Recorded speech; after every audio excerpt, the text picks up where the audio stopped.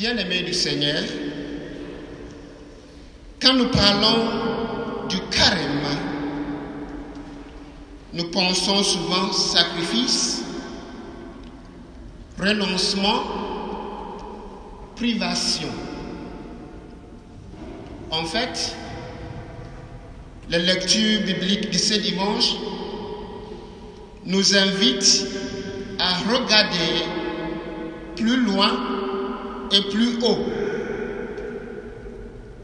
C'est toute notre destinée éternelle qui nous est rappelée en ces jours. Toute notre destinée éternelle qui nous est rappelée en ces jours. C'est ce qui apparaît dans la promesse faite à Abraham dans la première lecture, dans les encouragements de Saint Paul aux chrétiens, dans la deuxième lecture et dans l'évangile de la transfiguration. La première lecture a pu nous paraître un peu déroutant. En fait, elle invoque les pratiques très connues dans le Proche-Orient. Quand deux hommes ou deux groupes faisaient alliance, ils utilisaient ces rituels. Ici, c'est Dieu qui fait alliance avec Abraham. Tu as répondu à mon appel, tu as quitté ton pays, ton confort, tu m'as fait confiance. Et Dieu lui promet une nombreuse descendance. Il lui promet d'être toujours avec lui. Bien-aimés comme Abraham, nous sommes tous invités à regarder plus loin que notre petit horizon. Dieu veut nous conduire vers son royaume et il attend de nous que nous devenions des semeurs de fraternité. Fraternité. C'est cette bonne nouvelle que l'apôtre Paul nous rappelle dans sa lettre aux Philippiens. Le but de notre vie n'est pas sur cette terre. Nous sommes citoyens du ciel. Nos pauvres corps sont destinés à être transformés à l'image du corps glorieux.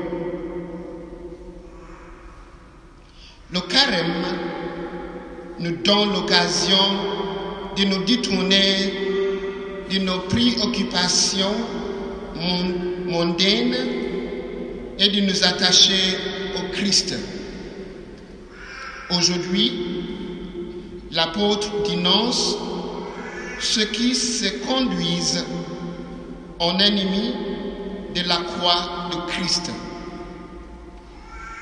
Nous, chrétiens, nous savons que nous sommes sauvés par le Christ seul. Nous attendons de partager sa résurrection. C'est en ce sens que nous sommes citoyens du ciel. Bien-aimés, l'Évangile nous montre Jésus qui prend 3 de ses disciples sur la montagne pour prier.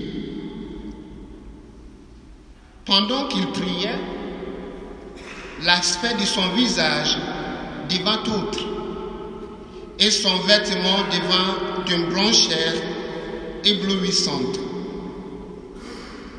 Ainsi, les disciples de Jésus découvrent sa prière devient transfigurante. C'est aussi vrai pour chacun de nous. Elle nous aide à sortir de nous-mêmes et à nous ajuster à Dieu. Ce contact permanent avec lui ne peut que nous transformer. Il s'agit pour nous d'accueillir l'amour qui est en Dieu pour qu'il rayonne et soit communiqué autour de nous. Sur la montagne, Jésus n'est pas seul. Deux hommes s'entretenaient avec lui, Moïse et Élie, qui ont été le grand acteur de l'alliance de Dieu avec les hommes. Tous trois parlaient ensemble de son départ qui allait s'accomplir à Jérusalem.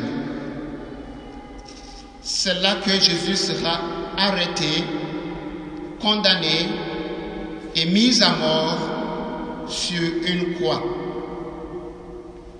Pour les disciples, ce sera une preuve très douloureuse.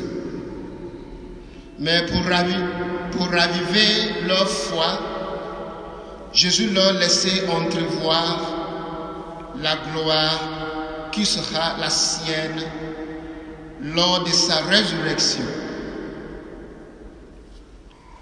Au-delà de nos souffrances et de nos épreuves, c'est à cette gloire que nous sommes tous appelés par Dieu lui-même.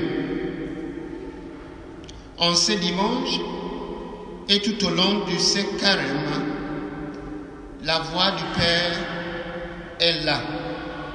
Celui ici est mon Fils. Écoute-le. Aujourd'hui, bien-aimés, vous voyez son visage transfiguré. Un jour, vous le verrez défiguré par la haine, la violence et les scandales de toutes sortes. Mais le mal n'aura pas le dernier mot. C'est l'amour qui triomphera. Nous sommes tous appelés à participer à la victoire du Christ ressuscité. Voilà cet appel du Père. La réponse que nous donnerons nous transfigurera si elle répond au désir de Dieu. Toutes nos actions du carême participent à ce vaste mouvement de transfiguration.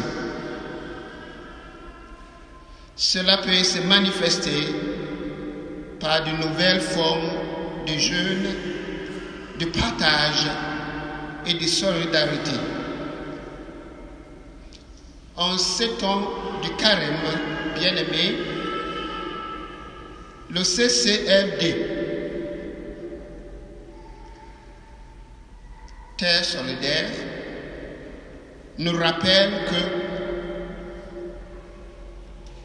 821 millions de personnes ne mangent pas à leur faim.